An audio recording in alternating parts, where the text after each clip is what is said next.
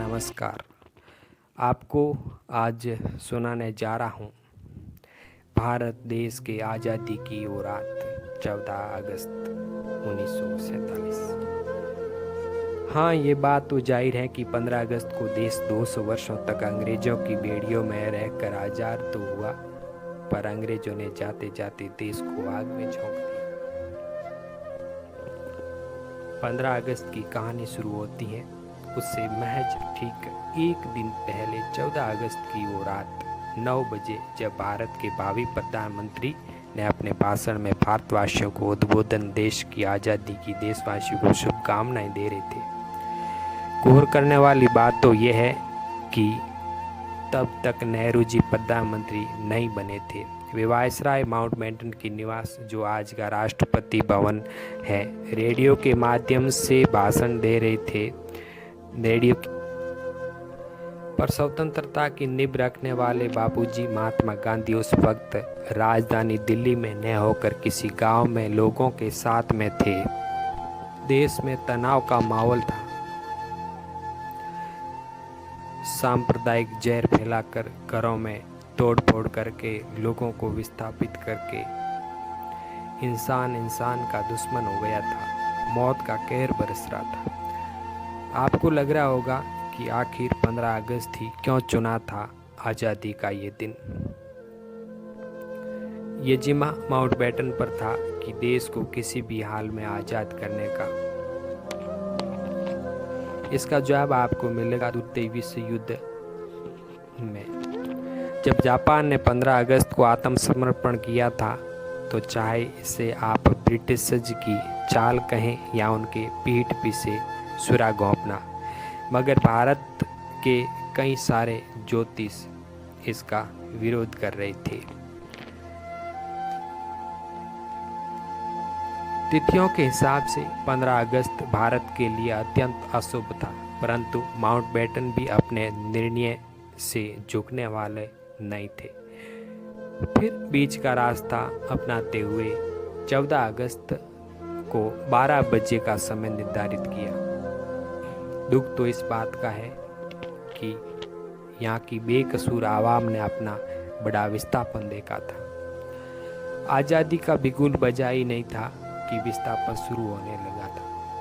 जो हिंदू मुस्लिम कभी भाई भाई की तरह रहते थे, तब वे एक दूसरे के जान के प्यासे हो गए थे। लाखों की तादाद में लोग बेघर हो गए थे। दोनों ही तरफ से लोगों को खदेड़ा जा रहा था, और ऐसे में भला लोग करते तो करते क्या? अपनी जान बचाकर भाग जाने के सिवा और उनके पास में कोई चारा नहीं था।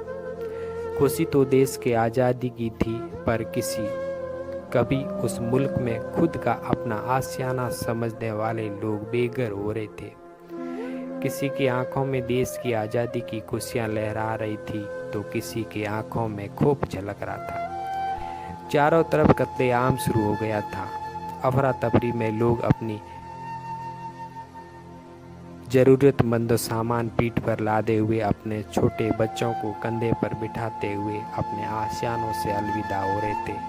तो भला किसको दुख नहीं होगा।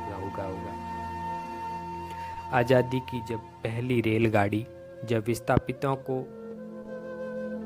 लेकर पाकिस्तान से भारत पहुंची, तो देखने वाले दंग रह गए थे। किसी का धड़ से सिर अलग था, तो किसी का हाथ पैर अलग कटे हुए थे। ऐसे खौफनाक नज़ारे किसी विश्व युद्ध में भी नहीं देखने को मिले होंगे। नज़ारा ऐसा हो गया था कि लोग लाशों को पहचान तक नहीं पाए। अपने जाने बचाने के लिए किसी ने अपना बच्चा खोया, तो किसी ने अपनी माँ को खोना पड़ा, तो किसी ने अपने बहन को खोया।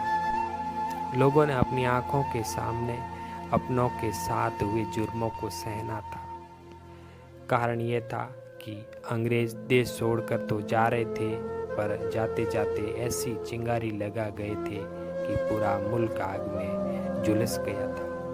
माउंटबेटन ने 3 जून को ही भारत के बंटवारे का ऐलान कर दिया, क्योंकि भारत के पहले प्रधानमंत्री होने की आस में बैठे मोहम्मद अली जिन्ना को जब तमन्ना थी प्रधानमंत्री बनने की, जब इनको मना कर दिया, तो इन्होंने अपने यहाँ ही एक अलग मुसलमानों के लिए एक अलग और राष्ट्र बनाने की मांग की।